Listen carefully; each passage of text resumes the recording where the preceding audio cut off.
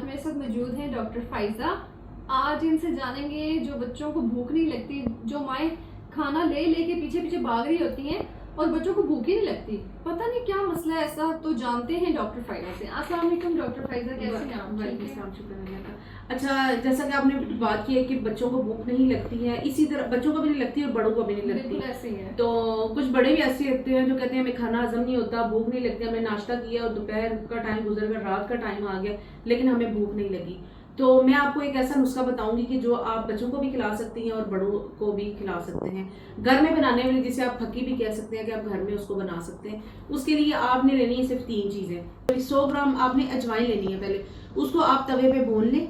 उसके साथ आप उसको जो सौंफ है वो ले लें, लेकिन उसको भूनना नहीं है। इन दोनों चीज़ों का पाउडर बना लें और उसके बाद जो नमक है, काला नमक, वो लेकर उसमें आप उसको मिक्स कर लें। 1 तोला नमक लेना है आपने काला।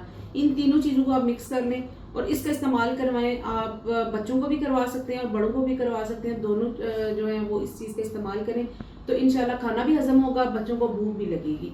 बहुत शुक्रिया डॉक्टर फैज़ा, आपका ये टोटका बताने का। ये टोटका तो बहुत इजी सा है, ये घर में भी आपको चीजें मिल सकती हैं, घर में भी बनाया जा सकता है, बिल्कुल इजी है। वैसे पंसार की दुकान पे आप जाएं, आपको ये इजीली चीजें मिल सकती हैं, तो आप वहां से ले। ये नॉर्मली हर घर में भी मौजूद होती है ऐसी चीजें। जैसे देखें ना, लोग माल्टे खाते हैं तो काले नमक की जरूरत होती है। सौंफ जो है वो बच्चों को कहवा वगैरह बना के देने के लिए यूज होती है। अजवाइन जो है वो भी घर में पड़ी हुई होती है। अक्सर फीमेल जो है वो पीरियड्स के दौरान इसका बहुत ज्यादा यूज करती है, तो वो घर में पड़ी हुई होती है। तीनों चीजें घर में मौजूद होती है, बिल्कुल ऐसे ही। शुक्रिया।